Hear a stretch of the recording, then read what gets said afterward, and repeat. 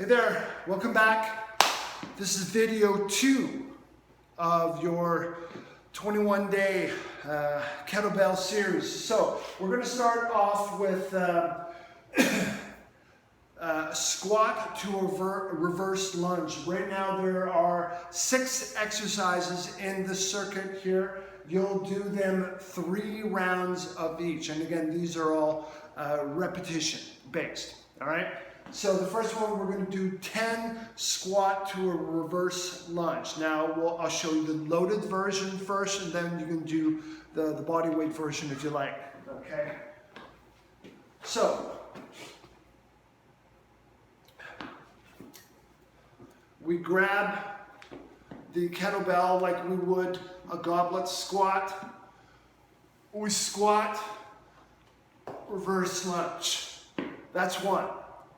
Squat, reverse lunge.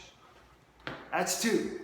Okay? So you count your reps every time you reverse lunge, whether it's right or left. Okay? And again, that's 10 reps.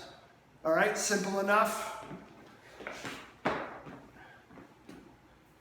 Okay, now we've got thrusters.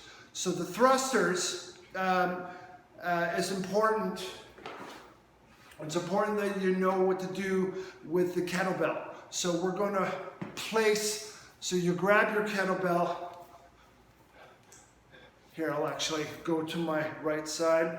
And we're going to place the kettlebell in what we call the rack position. All right, so the rack, essentially, you have the kettlebell outside on your, and if you haven't worked with kettlebells a lot, you might find it a little discomforting on the outside of your forearm here, right? That eventually will go away, all right? But for the most part, you want the inside of your arm vacuumed right to your ribs, okay? Connected, and make sure that your forearm is pretty much vertical, all right?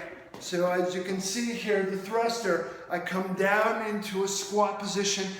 The arm doesn't change, come up, and then lock out. So you're going to use your body weight squat momentum to come into your lockout position. Okay? And then back down. That's it. So you will do 10 on the right, 10 on the left. All right?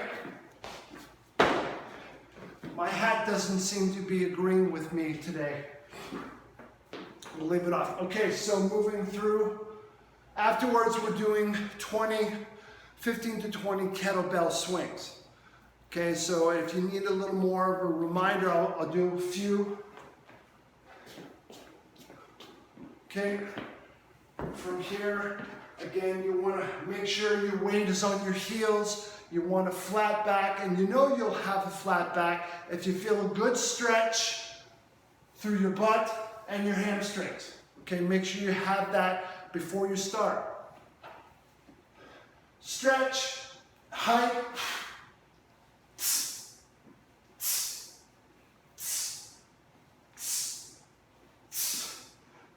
And you notice that my arms aren't flying overhead or above my chest, like so. As in previous instructions, how could they if I'm holding pieces of paper up against my axilla or armpit?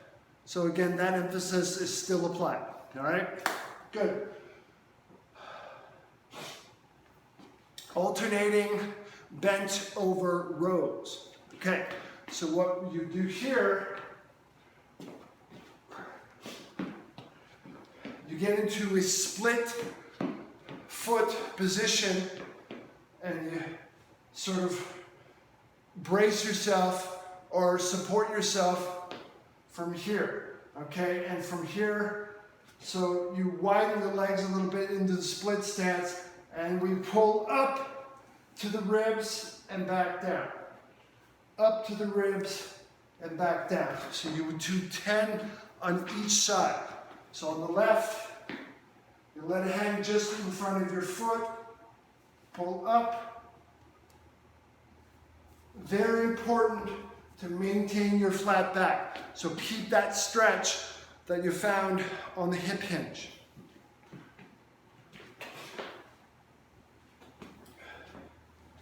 Okay, and the last one is a plank hold. So we'll actually review this as well, because you'll be seeing this in other workouts. And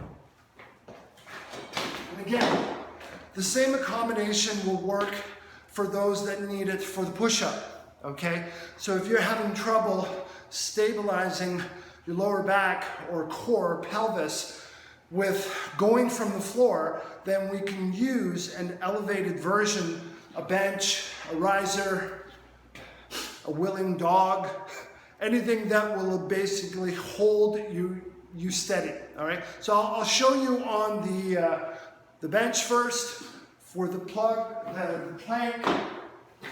Then you can either go on the elbows or you can go straight from the hands, okay? Either way, we need to develop a straight line plank with your body. So I'll show you what I mean here. From here, now your butt, you want your upper body right over your hands, and you want to lock out, okay? So you see a straight line from your ankles, knees, hips, right up to the shoulder and possibly the ear. Nice and tight. Or for the elbows,